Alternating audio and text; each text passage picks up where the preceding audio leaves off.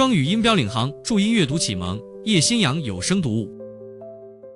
Further Adventures of Lad by Albert Payson Terhune. Forward. Sunnybank Lad won 1,000,000 friends through my book, Lad, a dog, and through the lad anecdotes in Buff, a collie.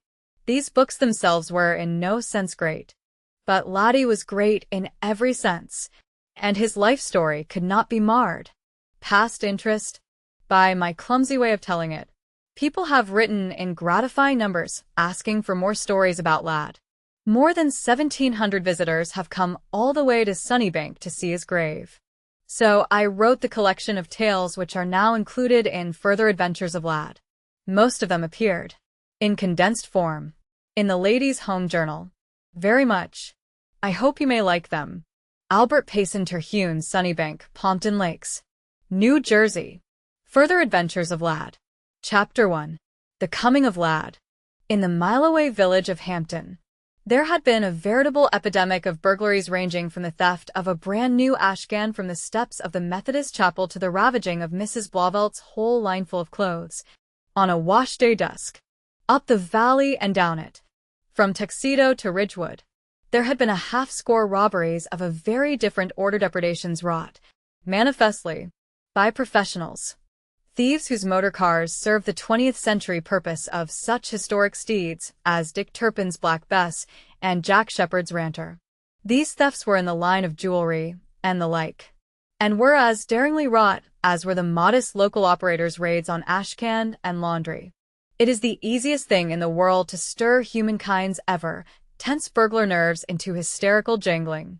In house after house, for miles of the peaceful North Jersey region, old pistols were cleaned and loaded. Window fastenings and door locks were inspected and new hiding places found for portable family treasures. Across the lake from the village, and down the valley from a dozen country homes, seeped the tide of precautions, and it swirled at last around the place.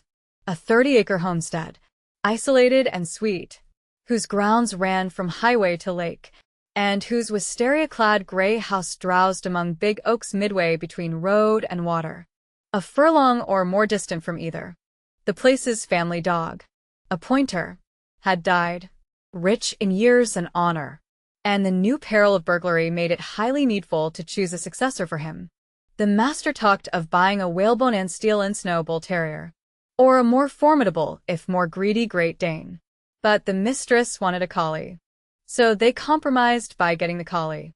He reached the place in a crampy and smelly crate, preceded by a long envelope containing an intricate and imposing pedigree. The burglary-preventing problem seemed solved. But when the crate was opened and its occupant stepped gravely forth on the place's veranda, the problem was revived. All the master and the mistress had known about the newcomer, apart from his price and lofty lineage, was that his breeder had named him Lad. From these meager facts they had somehow built up a picture of a huge and grimly ferocious animal that should be a terror to all intruders and that might in time be induced to make friends with the place's vouched-for occupants. In view of this, they had had a stout kennel made, and to it they had affixed with double staples a chain strong enough to restrain a bull. It may as well be said here that never in all the 16 years of his beautiful life did Lad occupy that or any other kennel nor wear that or any other chain. Even the crate which brought the new dog to the place failed somehow to destroy the illusion of size and fierceness. But the moment the crate door was opened, the delusion was wrecked by Lad himself. Out onto the porch he walked. The ramshackle crate behind him had a ridiculous air of a chrysalis from which some bright thing had departed. For a shaft of sunlight was shimmering athwart the veranda floor, and into the middle of the warm bar of radiance Laddie stepped, and stood. His fluffy puppy coat of wavy mahogany and white caught 1,000,000 sunbeams, reflecting them back in tawny orange glints and in a dazzle as of snow. His forepaws were absurdly small, even for a puppy's. Above them the ridging of the stocky leg bones gave as clear promise of mighty size and strength as did the amazingly deep little chest and square shoulders.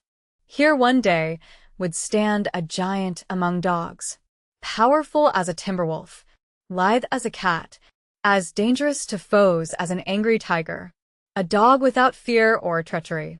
A dog of uncanny brain and great lovingly loyal heart and, withal, a dancing sense of fun. A dog with a soul. All this, any canine physiologist might have read from the compact frame, the proud head carriage, the smolder in the deep-set, sorrowful dark eyes. To the casual observer, he was but a beautiful and appealing and wonderfully cuddleable bunch of puppyhood. Lad's dark eyes swept the porch, the soft swelling green of the lawn, the flash of fire-blue lake among the trees below. Then, he deigned to look at the group of humans at one side of him. Gravely, impersonally, he surveyed them, not at all cowed or strange in his new surroundings. Courteously inquisitive as to the twist of luck that had set him down here and as to the people who, presumably, were to be his future companions. Perhaps the stout little heart quivered just a bit. If memory went back to his home kennel and to the rowdy throng of brothers and sisters, and most of all, to the soft furry mother against whose side he had nestled every night since he was born. But if so, Lad was too valiant to show homesickness by so much as a whimper. And, assuredly, this house of peace was infinitely better than the miserable crate wherein he had spent 20 horrible and jouncing and smelly and noisy hours. From one to another of the group strayed the level, sorrowful gaze. After the swift inspection, Laddie's eyes rested again on the mistress. For an instant, he stood, looking at her, in that mildly polite curiosity which held no hint of personal interest. Then, all at once, his plumy tail began to wave. Into his sad eyes sprang a flicker of warm friendliness. Unbidden oblivious of everyone else, he trotted across to where the mistress sat. He put one tiny white paw in her lap, and stood thus, looking up lovingly into her face, tail a wag, eyes shining. "There's no question whose dog he's going to be," laughed the master. "He's elected you, by acclamation." The mistress caught up into her arms the half-grown youngster, petting his silken head, running her white fingers through his shining mahogany coat, making crooning little friendly noises to him. Lad forgot he was a dignified and stately pocket edition of a collie. Under the spell, he changed in a second to an excessively loving and nestling and adoring puppy. "Just the same," interposed the master, "we've been stung. I wanted a dog to guard the place and to be a menace to burglars and all that sort of thing. And they've sent us a teddy bear. I think I'll ship him back and get a grown one. What sort of use is? He is going to be all those things," eagerly prophesied the mistress. "And 100 more. See how he loves to have me pet him. And, look, he's learned, already, to shake hands. And, fine," applauded the master. "So, when it comes our turn to be visited by this motor Raffles, the puppy will shake hands with him, and register love of petting. And the burly marauder will be so touched by Lad's friendliness that he'll not only spare our house, but lead an upright life ever after." "Don't send him back," she pleaded. "He'll grow up, soon, and if only the courteous burglars will wait till he's a couple of years old," suggested the master. He sat gently on the floor by the mistress. Laddie had crossed to where the master stood. The man, glancing down, met the puppy's gaze. For an instant he scowled at the miniature watchdog, so ludicrously different from the ferocious brute he had expected. Then, for some queer reason, he stooped and ran his hand roughly over the tawny coat, letting it rest at last on the shapely head that did not flinch or wriggle at his touch. "All right, be decreed. Let him stay. He'll be an amusing pet for you. Anyhow." And his eye has the true thoroughbred expression, the look of eagles. "He may amount to something after all. Let him stay. We'll take a chance on burglars." So it was that Lad came to the place. So it was that he demanded and received due welcome, which was ever Lad's way. The master had been right about the pup's proving an amusing pet for the mistress. From that first hour, Lad was never willingly out of her sight. He had adopted her. The master, too, in only a little lesser wholeheartedness, he adopted. Toward the rest of the world, from the first, he was friendly but more or less indifferent. Almost at once, his owners noted an odd trait in the dog's nature. He would of course get into any or all of the 1,000 mischief scrapes, which are the heritage of puppies. But a single reproof was enough to cure him forever of the particular form of mischief which had just been chidden. He was one of those rare dogs that learn the law by instinct, and that remember for all time a command or a prohibition once given them. For example, on his second day at the place, he made a furious rush at a neurotic mother hen and her golden convoy of chicks. The mistress, luckily for all concerned, was within call. At her sharp summons the puppy wheeled, midway in his charge, and trotted back to her. Severely, yet trying not to laugh at his worried aspect, she scolded Lad for his misdeed. An hour later, as Lad was scampering ahead of her, past the stables, they rounded a corner and came flush upon the same nerve-wrecked hen and her brood. Lad halted in his scamper, with a suddenness that made him skid. Then, walking as though on eggs, he made an idiotically wide circle about the feathered dam and her silly chicks. Never thereafter did he assail any of the place's fowls. It was the same when he sprang up merrily at a line of laundry, flapping an alluring invitation from the drying ground lines. A single word of rebuke, and thenceforth the family wash was safe from him. And so on with the myriad perplexing don'ts which spatter the career of a fun-loving collie pup. Versed in the patience-fraying ways of pups in general, the mistress and the master marveled and bragged and praised. All day and every day, life was a delight to the little dog. He had friends everywhere, willing to romp with him. He had squirrels to chase among the oaks. He had the lake to splash ecstatically in. He had all he wanted to eat, and he had all the petting his hungry little heart could crave. He was even allowed, with certain restrictions, to come into the mysterious house itself. Nor, after one defiant bark at a leopard skin rug, did he molest anything therein. In the house, too, he found a genuine cave, a wonderful place to lie and watch the world at large, and to stay cool in, and to pretend he was a wolf.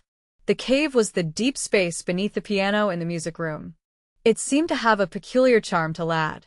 To the end of his days, by the way, this cave was his chosen resting place. Nor, in his lifetime, did any other dog set foot therein. So much for all day and every day. But the nights were different.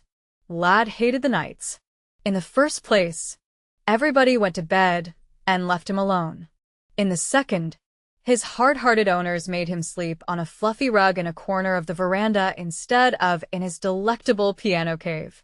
Moreover, there was no food at night, and there was nobody to play with or to go for walks with or to listen to. There was nothing but gloom and silence and dullness. When a puppy takes 50 catnaps in the course of the day, he cannot always be expected to sleep the night through. It is too much to ask. And Lad's waking hours at night were times of desolation and of utter boredom. True, he might have consoled himself, as does many a lesser pup, with voicing his woes in a series of melancholy howls. That, in time, would have drawn plenty of human attention to the lonely youngster, even if the attention were not wholly flattering. But Lad did not belong to the howling type. When he was unhappy, he waxed silent, and his sorrowful eyes took on a deeper woe. By the way, if there is anything more sorrowful than the eyes of a collie pup that has never known sorrow, I have yet to see it. No, Lad could not howl, and he could not hunt for squirrels. For these enemies of his were not content with the unsportsmanliness of climbing out of his reach in the daytime, when he chased them, but they added to their sins by joining the rest of the world, except Lad, in sleeping all night.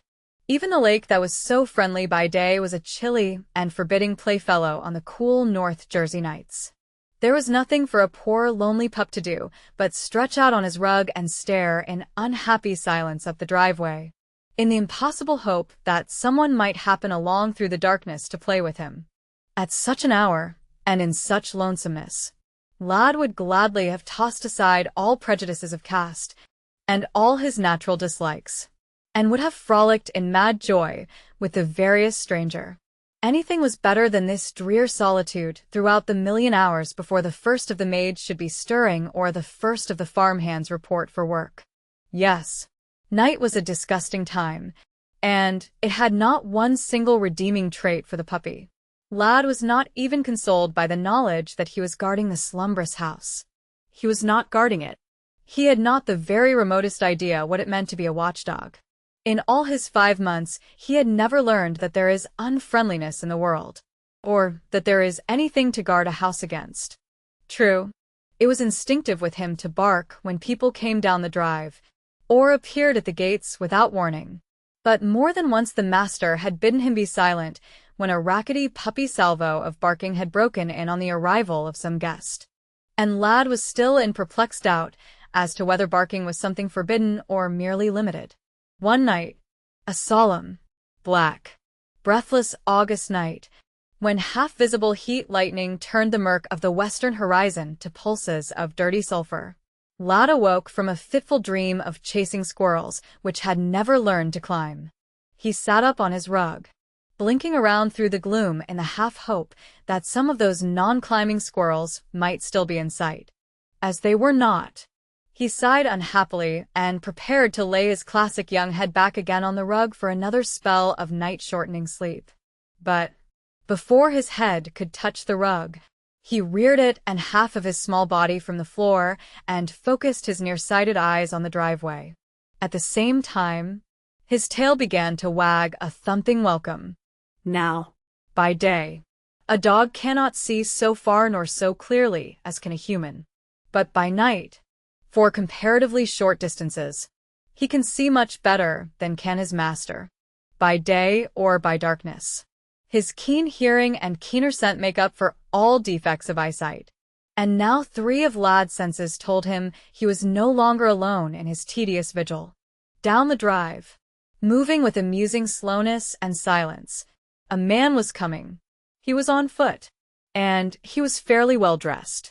Dogs, the foremost snobs in creation, are quick to note the difference between a well-clad and a disreputable stranger. Here unquestionably was a visitor, some such man as so often came to the place and paid such flattering attention to the puppy. No longer need Lad be bored by the solitude of this particular night. Someone was coming towards the house, and carrying a small bag under his arm. Someone to make friends with. Lad was very happy. Deep in his throat a welcoming bark was born, but he stilled it. Once, when he had barked at the approach of a stranger, the stranger had gone away. If this stranger were to go away, all the night's fun would go with him. Also, no later than yesterday, the master had scolded Lad for barking at a man who had called. Wherefore the dog held his peace, getting to his feet and stretching himself, fore and aft. In true collie fashion, the pup gamboled up the drive to meet the visitor.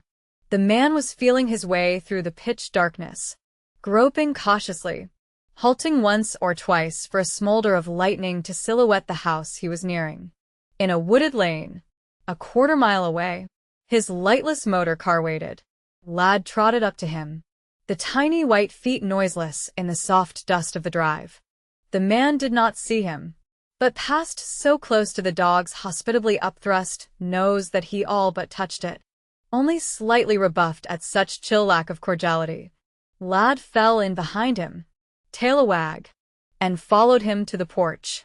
When the guest should ring the bell, the master or one of the maids would come to the door. There would be lights and talk, and perhaps Laddie himself might be allowed to slip into his beloved cave. But the man did not ring. He did not stop at the door at all. On tiptoe, he skirted the veranda to the old-fashioned bay windows at the south side of the living room, windows with catches as old-fashioned and as simple to open as themselves. Lad padded along, a pace or so to the rear, still hopeful of being petted or perhaps even romped with. The man gave a faint but promising sign of intent to romp, by swinging his small and very shiny brown bag to and fro as he walked.